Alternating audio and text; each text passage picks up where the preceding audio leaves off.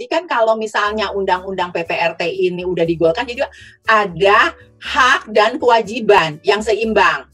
Baik itu antara majikan mendapatkan hak dan kewajiban, juga PRT tersebut ada juga hak dan kewajiban yang seimbang.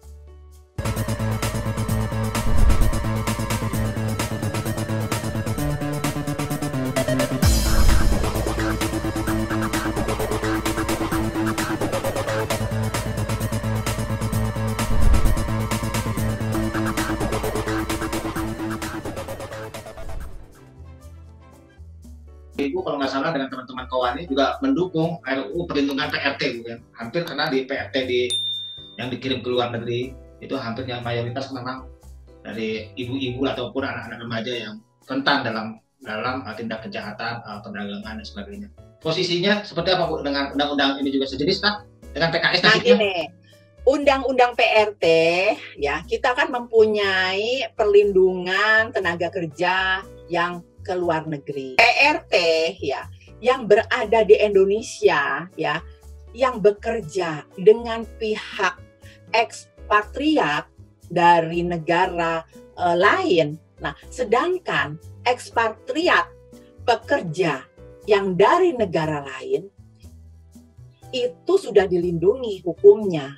Nah, sedangkan PRT yang bekerja ya di dalam rumah tangga ekspatriat, apakah ada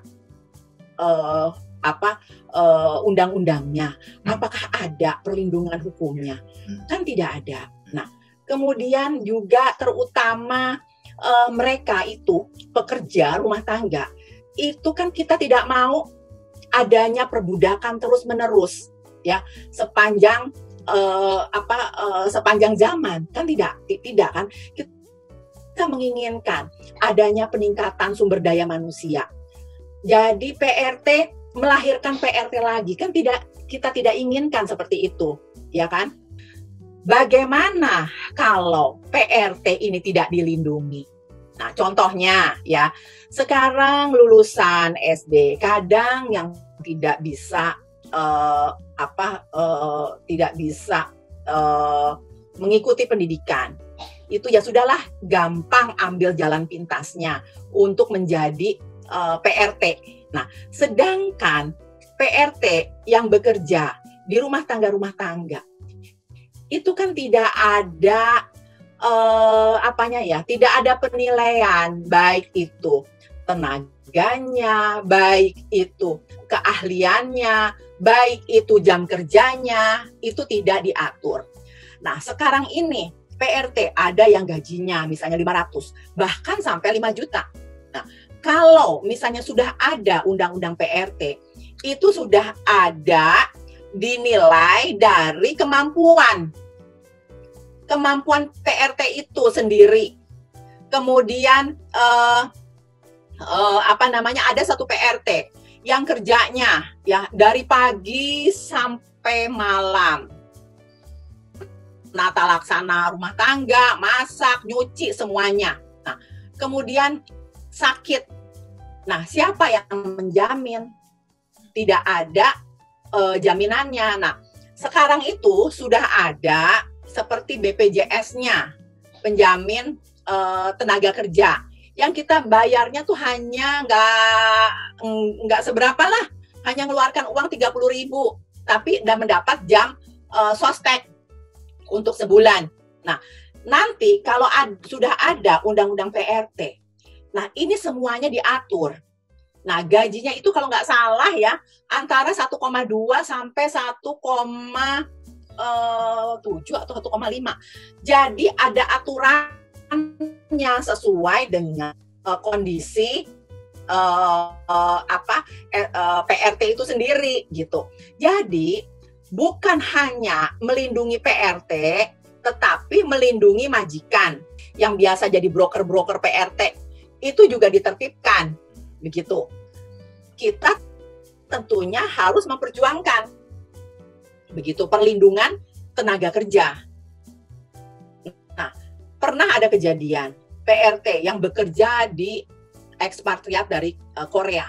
Nah, mereka itu kan kerjanya di dalam, siapa yang bisa memonitor kondisi tenaga kerja di dalam rumah yang sudah merupakan suatu private, bahkan lingkungannya juga tidak tahu apa yang dikerjakan oleh PRT tersebut. Nah, kemudian ada juga PRT yang tidak boleh komunikasi dengan keluarganya, ada juga PRT yang tidak boleh keluar maksudnya untuk membelikan satu kebutuhan. Nah, siapa yang melindungi kalau tidak ada undang-undang PPRT ini, perlindungan pekerja rumah tangga. Nah, jadi banyak sekali yang harus kita selesaikan, begitu.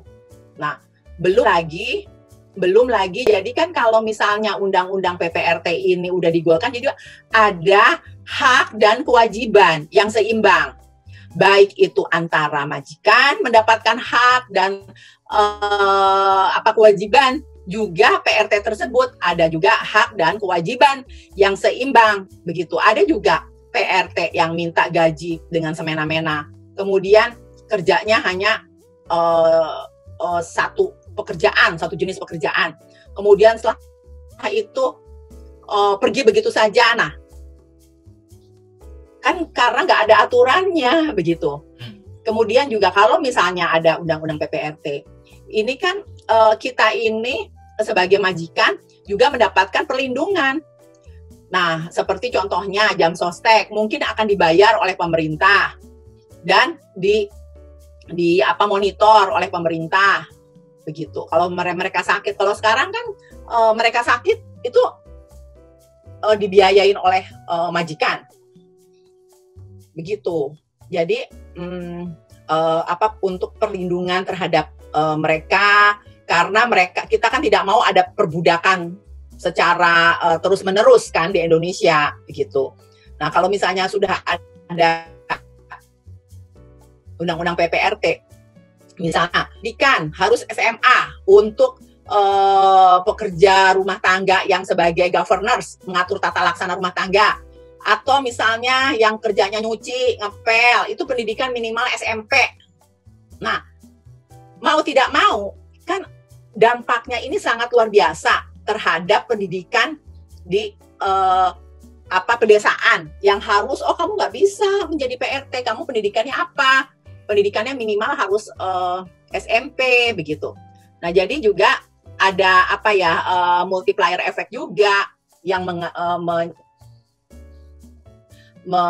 menjadikan SDM Indonesia ini berkualitas, begitu. Nah, begini Bu, memang suka tidak suka, faktanya saat ini di daerah-daerah terlebih yang perlu kita soroti adalah keterbatasan para kaum wanita, terlebih orang tua yang memiliki anak perempuan, karena keterbatasan pendidikan, ekonomi lah mungkin, kan nggak bisa sekolah karena faktor ekonomi.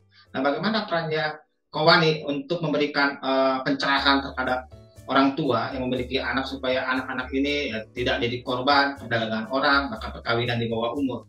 Nah, peran-peran apa saja yang sudah dilakukan oleh Kowani? Karena dampaknya akan linear dengan yang tadi, dengan PRT, dengan kekerasan dalam keluarga, dan macam-macam. Apa saja yang sudah dilakukan, Bu? Yang sudah dilakukan tentunya kita mengadakan pelatihan-pelatihan, ya, komunikasi, informasi, dan edukasi. Edukasi berupa pelatihan, kursus-kursus singkat, kemudian informasi, juga komunikasi kepada organisasi anggota untuk diteruskan sampai tingkat grassroots, sampai tingkat masyarakat, sampai ke akar rumput, melalui BKOE maupun GOE. Nah, bahwa perempuan itu harus cerdas, ya, berpikir, kemudian juga harus mempunyai pendidikan, begitu.